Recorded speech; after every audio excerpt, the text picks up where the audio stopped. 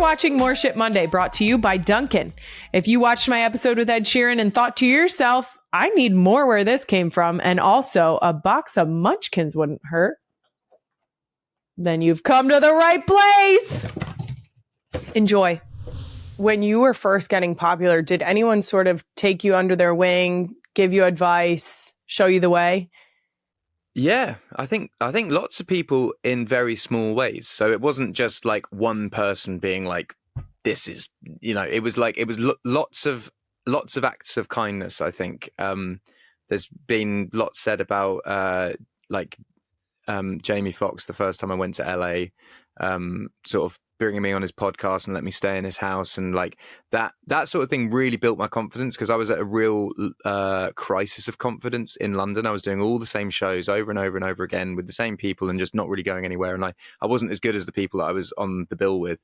And then I went to Los Angeles and within 2 weeks had ended up on Jamie's podcast and then staying at his house, and he was like, "You're talented." And so when I went back to London, there was an air of like, well, if I can do that in Los Angeles, I can definitely do this in London. And then that's where I guess the confidence of that next year came from, and then A-Team coming from that, and plus et cetera, et cetera. And then I don't know, in terms of Wing, Elton John's management company, that was where my manager was employed by. So I guess Elton was more, I would say, midway through the first album. That's where he like really came into his own. I'd met him a couple of times, but it was when the A-Team was on American radio, that it didn't have drums on it. It wasn't rhythmic. It was about a drug addicted sex worker. Like, it wasn't like this is a pop song.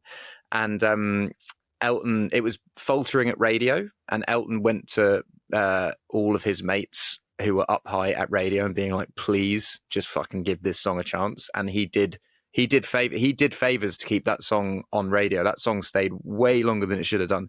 Ended up being on radio for like 18 months, and in 16 months it clicked and then was a hit. But it was him and obviously a few other people really driving that. So yeah, I think I've had a lot of people in my career that have been great and kind.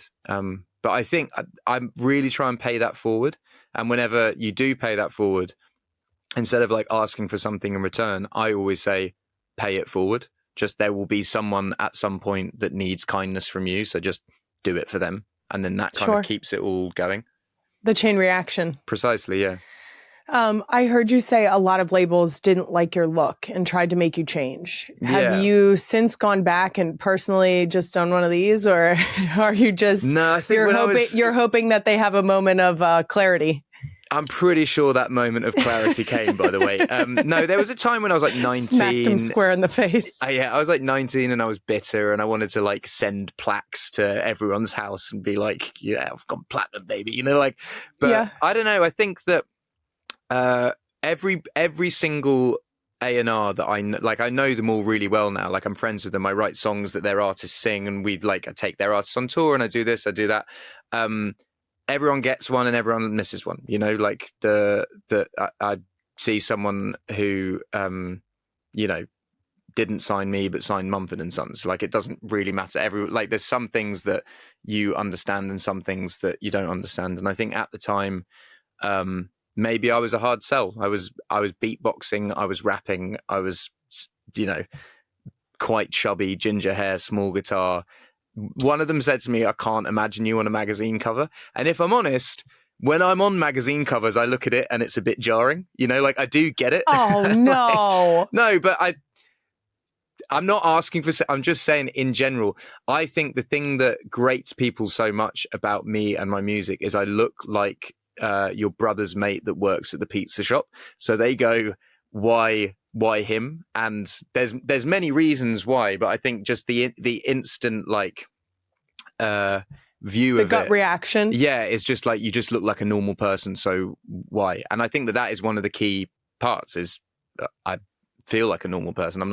I don't think it's a like starry thing at all. And I think that in the early 2010s, that was the wave that came through. It became like the normal pop star, and it was more like what's not even real's the wrong word, but it was a bit more like normal feelings rather than big grandiose pop EDM,